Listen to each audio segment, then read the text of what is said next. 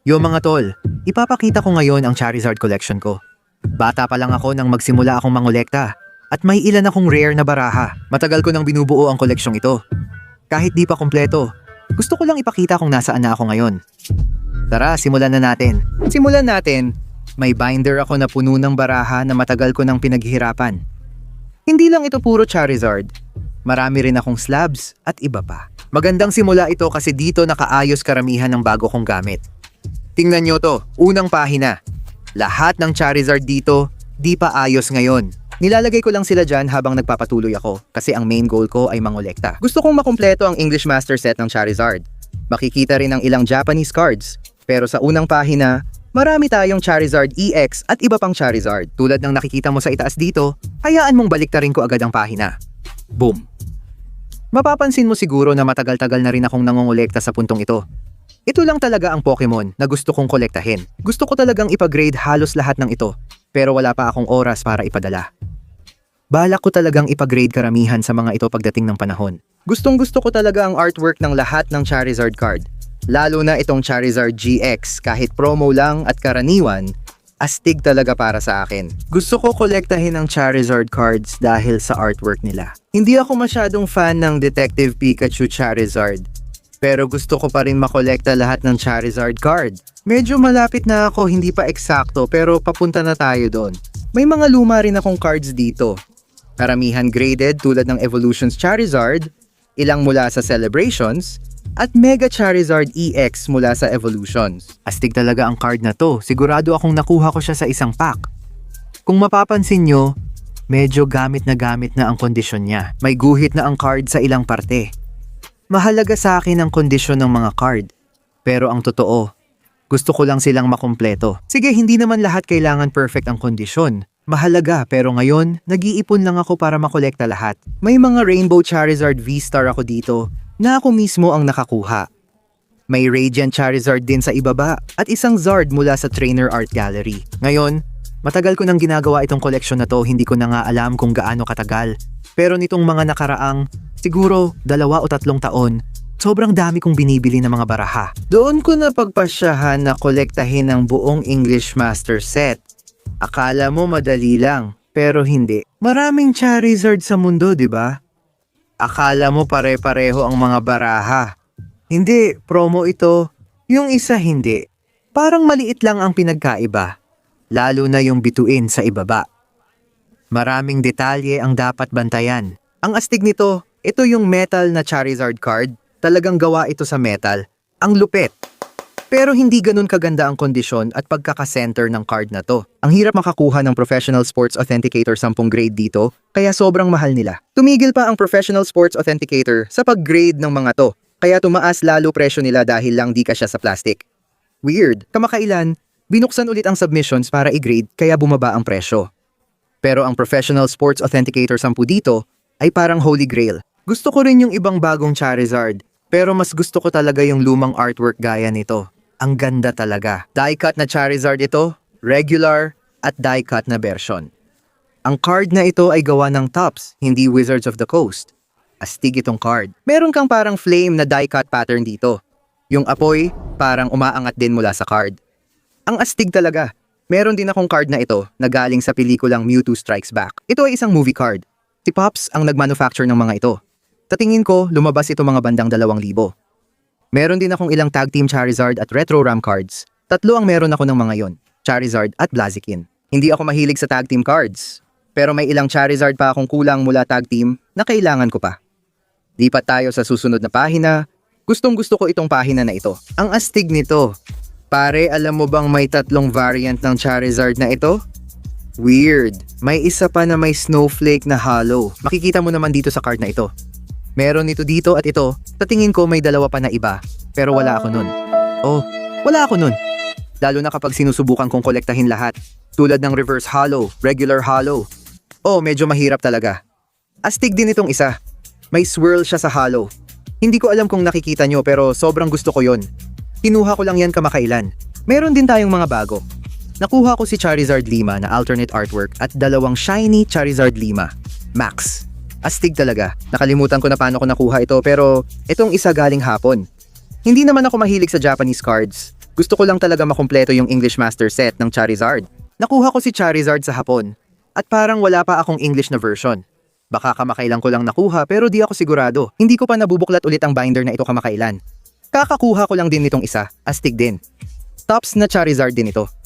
Binili ko ang binder sa isang tao sa garage sale ng mga 100 piso. Tapos nandito pala ito sa loob. Punong-puno yung binder.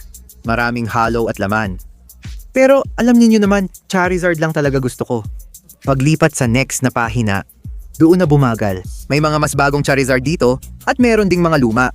Itong isa, kakakuha ko lang talaga kamakailan. Ang astig nito. Itong Charizard na ito ay galing talaga sa Top Sun. Isa itong Japanese na card. Wala itong English na version. Kung titingnan natin sa likod, kulay berde ang likod nito. Sigurado ako na may berde at asul na likod ito. Technical, ito ang parang original na unang edisyon ng Charizard dahil lumabas ito noong 1995 pero hindi alam ng karamihan ang tungkol dito. Itong Charizard na ito ay sa technical na paraan, ang unang print ng isang Charizard. Pero hindi rin talaga dahil may pangalan na ito dati na parang lizard. Parang ganon. Oo, gaya ng nakikita mo, marami talaga akong alam pagdating sa Charizard. Pero sobrang astig din ng card na ito dahil may base set na Charizard dito. Nakuha ko ito sa Japan. Gusto ko talaga magkaroon ng English na version nito. Gustong gusto ko talagang makuha yon. Ito naman ang Charizard mula sa Classic Collection. Ang linis talaga nito. Gustong gusto ko yung hollow pattern dito. Yung kintab ng border, yung kintab ng hollow. Ang ganda talaga. Gustong gusto ko ang card na ito at gusto ko itong makuha sa English. May Japanese akong Charizard mula Evolutions at meron din mula Delta Species. Pareho lang ang card ng mga ito pero yung isa may stamp. Ang daming variant. Oo, pero dito na natapos ang libro. May ipapakita pa ako sa likod. Ito ang iba pang random na card at halos checklist ko ng sinusundan ko. Gumawa ako ng spreadsheet kung saan sinusubukan kong i-check ang bawat Charizard na nakuha ko. At hindi ko na alam kung nasaan na ako kasi tinamad na ako. At may ilan pa akong kailangan i-check na hindi ko pa na-check. Pero ito dito ay talagang astig. At kasama ito sa koleksyon ng Charizard. Galing talaga ito sa tropa kong si Billy. Shoutout sa kanya. Kompleto ito ng uncut Burger King sheets mula 1 hanggang 20. Ngayon, dito sa loob, pwede nating dahan-dahang baliktarin at hanapin sandali lang. Paparating na. Dahan-dahan pero sigurado. Baboom. Nakuha natin ang uncut Burger King Charizard card. Astig yung likod at may eksena mula sa U2 Strikes Back. Ang galing talaga ng sheet na ito. Sigurado ako na isa lang ang kasama nito. Ay, teka lang. Dalawa pala astig. Dalawa ang Charizard dito. Ang saya magkaroon ng kompletong koleksyon ng bawat sheet. Sobrang astig makita noon ang ginawa ng Burger King na nagdala rin sa akin sa isa pang bagay. Itong taong ito dito. Ito ba ay 21 o 22 karat gold-plated na Charizard brick? Astig nito. Nilabas din ito sa Burger King ngayon. Ang talagang astig dito ay pakiramdam ko natataas ng sobra ang presyo ng mga ito sa lalong madaling panahon.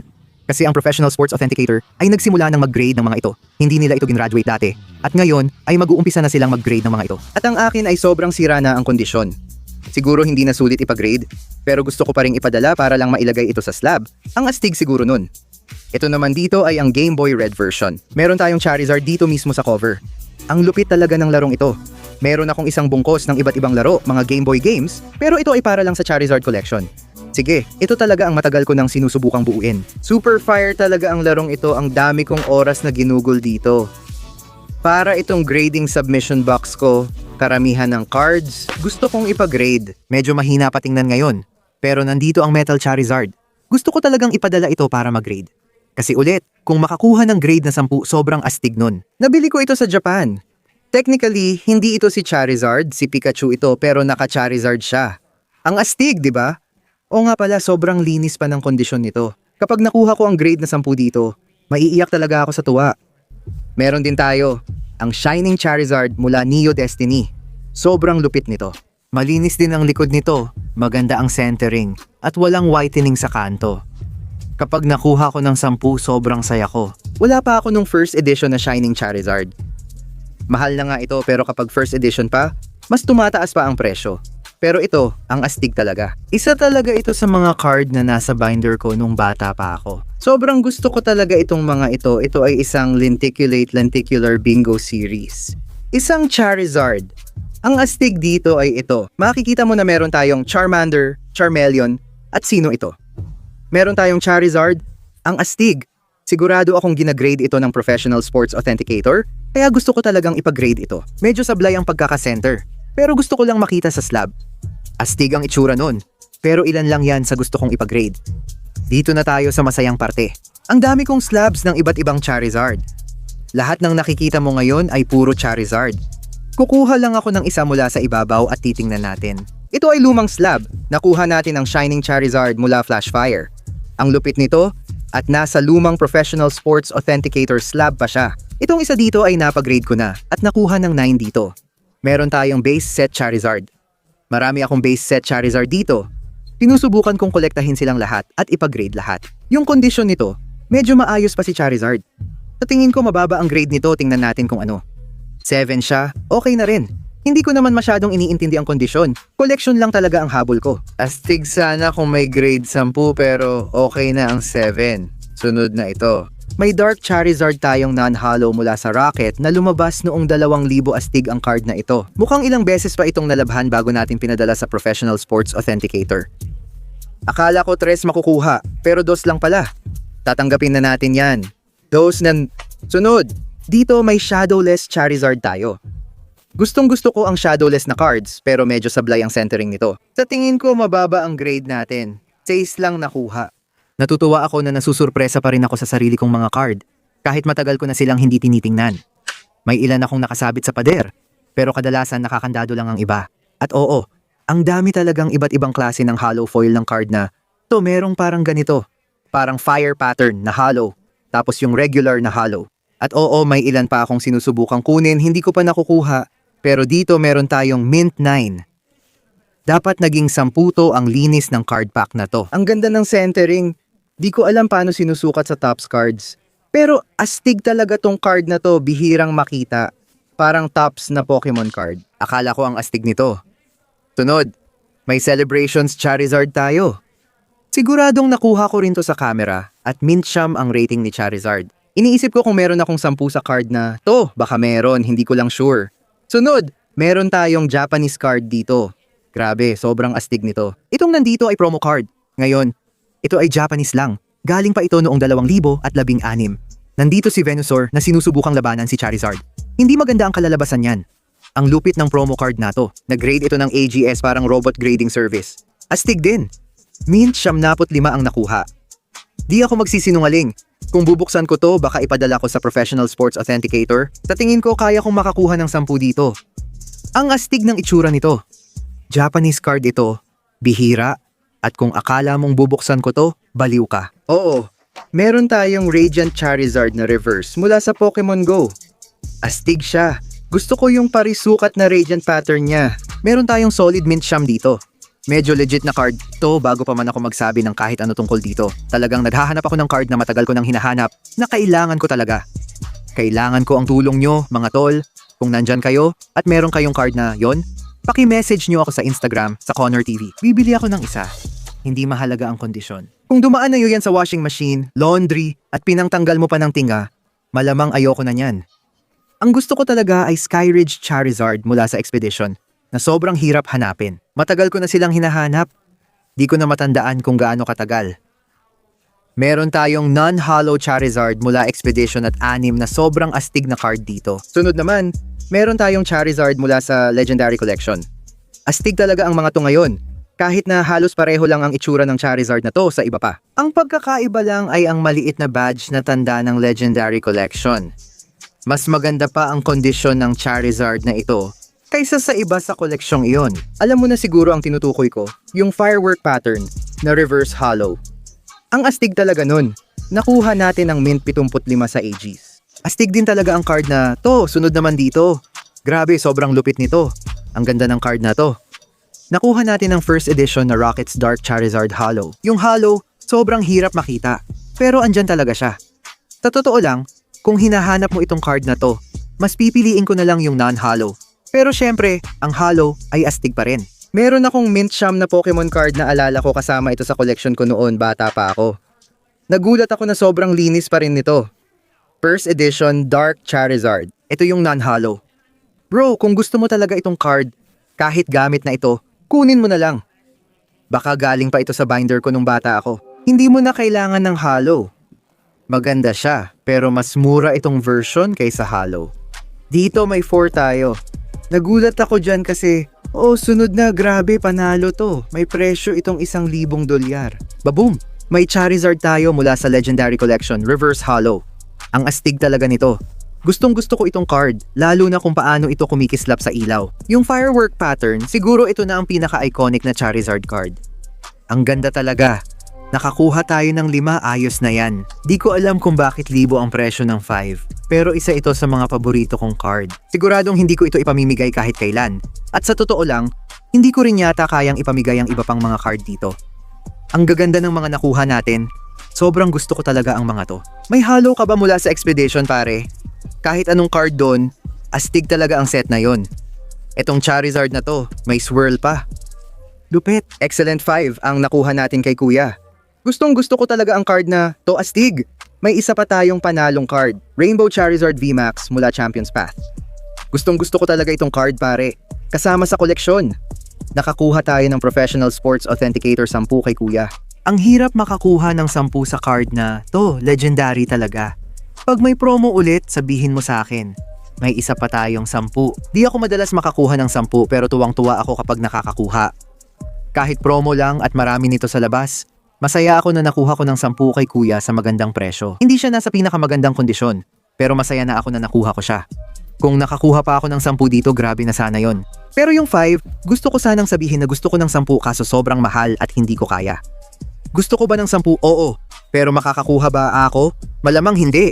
Masaya na ako sa 5 ko. Kalahati na ako doon. Sige, sunod naman. Meron tayong Charizard mula sa Evolutions. Nakuha natin yung regular Holo Super Fire card. Nakuha natin ito sa Mint Sham. Sigurado akong ako mismo ang nakakuha nito. Sa totoo lang, gusto ko talaga ang itsura ng card na ito. Mas gusto ko pa rin yung base set kaysa dito. At syempre, huli pero hindi pa huli, meron tayong Topps Charizard Non-Holo Insane card. Okay, di siya holo, pero astig pa rin. Galing ito sa Mint, 8 ako mismo ang kumuha mula sa pack ng Topps Sampus. Gustong gusto ko ang artwork ng card na ito, pero dito na nagtatapos ang lahat. Para sa lahat ng graded cards na meron ako, lahat ng graded Charizard na meron ako, mag-comment lang kayo sa ibaba at sabihin kung alin ang paborito ninyong card na meron ako. At saka, muntik ko nang makalimutang banggitin ang tungkol sa mga Charizard boards na ito dito. Meron talaga akong ilang Santa Cruz Charizard boards. Wala pa akong gold na board, pero gustong gusto ko talagang makuha yung gold na yon. Ang astig talaga nun. Gumawa ako ng video tungkol sa pagbubukas nito at ang dami kong nakuha, lalo na iba't ibang Charizard boards.